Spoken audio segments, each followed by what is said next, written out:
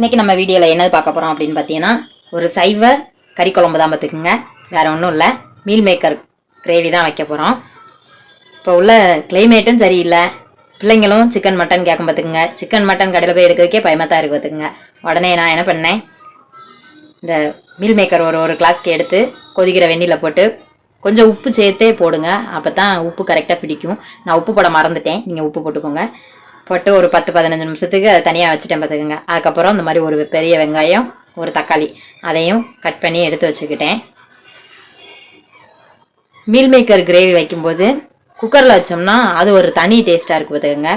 நாங்கள் சின்ன பிள்ளையெல்லாம் இருக்கும்போது எங்கள் அம்மா வந்து சிக்கன் மட்டன் எதுவும் எடுக்கலை அப்படின்னா உடனே மீல் மேக்கரை மட்டும் இந்த மாதிரி தண்ணியில் போட்டு எடுத்துட்டு கிரேவி மாதிரி வச்சு தந்துடுவாங்க. வச்சு தந்துட்டு அதை தான் சிக்கன் ஏமாற்றி கொடுப்பா பார்த்துக்கோங்க. அப்போ அப்படிலாம் சாப்பிட்டோம். இப்போ இந்த மீல் மேக்கரை பார்க்கும்போதெல்லாம் அந்த ஞாபகம் தான் வருது. மீல் மேக்கர் வந்து இடையில அதெல்லாம் நல்லது கிடையாது அப்படி இப்படின்னு சொல்லிட்டு ரொம்ப நியூஸ்லாம் பரவிச்சு. என்னதுங்க நல்லது இருக்குது உலகத்தில் சாப்பிட்றதுக்குன்னு சொல்லிட்டு, உயிர் இருக்கிற வரைக்கும் என்ன திங்க முடியுமோ அது எல்லாத்தையும் சாப்பிட்டு பார்த்துடணும் பார்த்துக்குங்க. என்னை பொறுத்த வரைக்கும் அதுதான். ஒரு ஜான் வயிற்றுக்கு தானே நம்ம வாழதும், அதை கலதை நிறச்சி பார்த்தா என்னவா, அதை சாப்பிடக்கூடாது இதை சாப்பிடக்கூடாது இது செய்யக்கூடாது அது செய்யக்கூடாதுன்னு பார்த்து செஞ்சுன்னு வச்சுக்கோங்களேன், ஒன்றும் விளங்காது எப்போவுமே. இந்த மீல் மேக்கர் கிரேவிக்கு வந்து பொடிகள் எடுத்துக்கோங்க. என்னென்ன பொடிலாம் அப்படின்னு பார்த்தீங்கன்னா 2 ஸ்பூன் சிக்கன் பவுட்ரு, ஒரு ஸ்பூனுக்கு கரம் மசாலா பொடி, அதுக்கப்புறமா ஒரு 1.5 ஸ்பூனுக்கு சாம்பார் பொடி, கொஞ்சோண்டு மஞ்சள் பொடி தேவைப்பட்டுச்சுன்னா எடுத்துக்கோங்க. இது எல்லாத்தையும் அரைக்கும் போது போட்டு ஒன்றா சேர்த்து அரைச்சிடணும் பார்த்துக்குங்க இந்த மசாலாவையும்.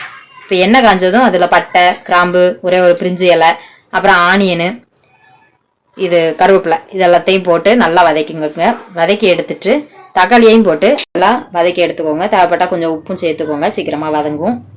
அதுக்கப்புறம் அரைக்கிறதுக்கு கொஞ்சோண்டு தேங்காய், ஒரு 2 முந்திரி, அதுக்கப்புறம் கொஞ்சம் சோம்பு, கருவேப்பிலை, இது எல்லாத்தையும் சேர்த்து ஏற்கனவே சொன்ன மாதிரி அந்த மசாலா பொடி எல்லாத்தையும் இதோட சேர்த்து போட்டு தண்ணி ஊற்றி நல்லா மையாக அரைச்சி எடுத்துக்கோங்க. எடுத்துட்டு தக்காளியும் வெங்காயமும் இந்த மாதிரி நல்லா வதங்கினதுக்கப்புறம் அந்த அரைச்சி வச்ச விழுதையும் சேர்த்துட்டு எண்ணெய் பிரிகிற அளவுக்கு நல்லா வதக்கி விடுங்க.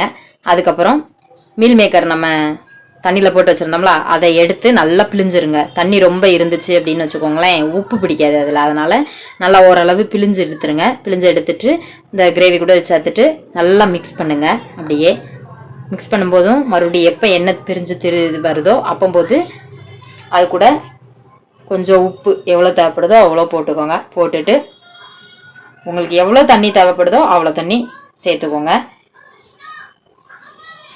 இந்த மீல் மேக்கர் கிரேவிக்கு வந்து எவ்வளோ தண்ணி சேர்த்தாலும் டேஸ்ட் வந்து நல்லா தான் இருக்கும் பார்த்துக்கோங்க, அதனால சேர்த்துக்கோங்க.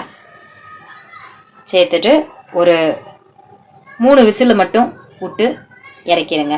3 விசில் விட்டு இறக்குனதுக்கப்புறமா கொஞ்சம் கொத்தமல்லி இலை போட்டு ஒரு 5 நிமிஷம் கழித்து சாப்பிட்றதுக்கு எடுத்து சாப்பிடுங்க.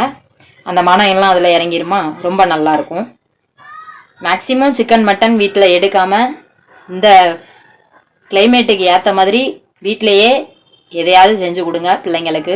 சிக்கன் மட்டன் கேட்டாலும் கொஞ்சம் வெயில் அடிக்க நேரத்துலேயே எடுத்து கொடுங்க. ஏன்னா எப்பப்போ என்ன நடக்குன்னே தெரிய மாட்டேங்கி, கொஞ்சம் பார்த்து பதனமாக பிள்ளைகளை பார்த்துக்கோங்க. இந்த மாதிரி கிரேவி எல்லாத்தையும் ரெடி பண்ணிவிட்டு அதுக்கப்புறம் லாஸ்ட்டு கொஞ்சோண்டு கொத்தமல்லி தேவைன்னா இதுலேயும் போட்டு சாப்பிட்டு பாருங்கள், ரொம்ப டேஸ்ட்டாக இருக்கும். கண்டிப்பாக ட்ரை பண்ணிவிட்டு கமெண்டில் எப்படி இருந்துச்சு அப்படின்னு சொல்லுங்கள். ட்ரை பண்ணுவீங்க நம்புதேன்.